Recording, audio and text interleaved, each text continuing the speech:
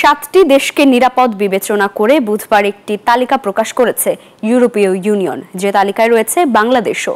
এর জেরে এসব দেশের নাগরিকদের ইইউ দেশগুলোতে আশ্রয় পাওয়া কঠিন হয়ে যাবে। এছাড়াও এই দেশগুলোতে আশ্রয় থাকা প্রবাসীদের ফেরানোর পথও সহজ করা হবে বলে জানিয়েছে ইউরোপীয় কমিশন। এবার বাংলাদেশকে নিরাপদ দেশ হিসেবে তালিকাভুক্ত করল ইউরোপীয় ইউনিয়ন। বুধবার ইউরোপীয় কমিশন জানালো, বাংলাদেশ, ভারত, কসোভো, কলম্বিয়া, মিশর, মরক্কো ও তিউনিসিয়াকে নিরাপদ দেশের তালিকায় অন্তর্ভুক্ত করতে প্রস্তাব দিয়েছে তারা। ফলে ইইউভুক্ত দেশগুলোয় এসব দেশের আশ্রয় পাওয়া কঠিন হবে। এছাড়াও এর মাধ্যমে তালিকায় থাকা দেশগুলোতে আশ্রয় থাকা প্রবাসীদের ফেরানোর পথটিও সহজ করা হবে।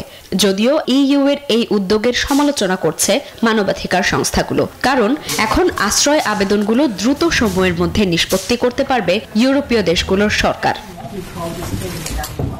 বান্ডেল থাকলে প্রতি সেনমানিতে টাকা বাঁচবে।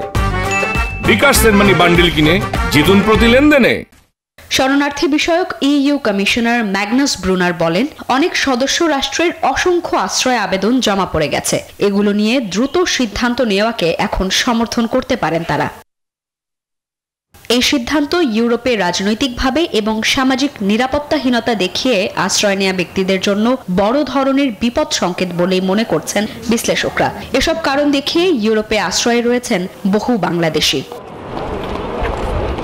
অবৈধ অভিবাসন বন্ধ এবং অভিবাসীদের তাদের নিজ দেশে ফেরত পাঠানোর জন্য গত কয়েক বছর ধরেই চাপ বাড়ছে ইইউর ওপর। ইউরোপীয়দের মতে অভিবাসনের কারণে তাদের দেশে প্রসারিত হচ্ছে কট্টর ডান রাজনীতি। তাই এখন অভিবাসন সীমিত করতে সর্বোচ্চ চেষ্টা করছে দেশগুলো। এই তালিকায় সামনে আরও দেশকে যুক্ত করা হবে বলে জানিয়েছে ইইউ।